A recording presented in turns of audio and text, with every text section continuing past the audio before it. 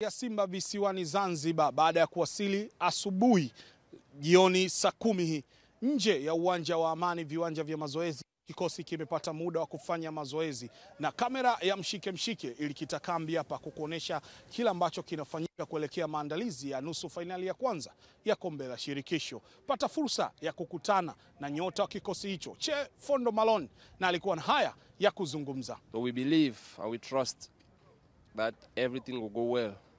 Tunaamini kwamba kila kitu kitakwenda sawa, na sisi kama wachezaji tunaamini tutafanya vema, na nitumie nafasi hii kuwakaribisha mashabiki Aprili 28 ili waweze kutunga mkono na tuweze kufanya vema katika mchezo huu wa mkondo wa kwanza, kwa sababu tunafahamu tutaenda kucheza mchezo wa marudiano Afrika Kusini na hautakuwa mchezo mwepesi, lakini tunafahamu tukipata matokeo mazuri hapa Zanzibar tutafuzu. Result here in Zanzibar, we are going to do our best to make sure we qualify to the finals. Naye kocha wa kikosi hicho Fadlu Davis ametoa neno lake kuelekea mchezo huo. Definitely advantage because we know all the players of Stellenbosch. We've played against them, the club many times. Faida iliyopo ni kwamba ninawafahamu wachezaji wao na nimecheza nao mara nyingi, na hata kocha wao.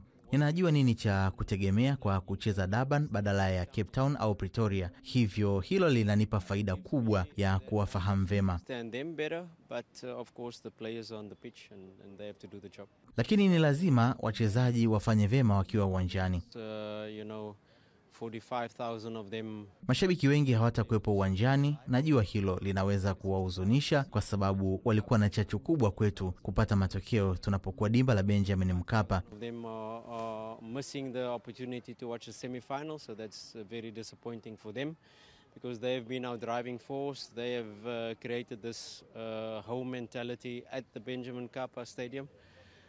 But inshallah, let's hope they will be able to witness the final. Kamera ya mshike mshike itakuwa hapa kwa siku zote kukujuza maandalizi ya miamba hawa kabla ya siku ya Jumapili saa 10 jioni kupepetana hapa dhidi ya Stellenbosch kutokea Afrika Kusini. Nikiripoti kutoka Unguja, visiwa vya marashi ya karafuu, James Samuel wa Azam Sports.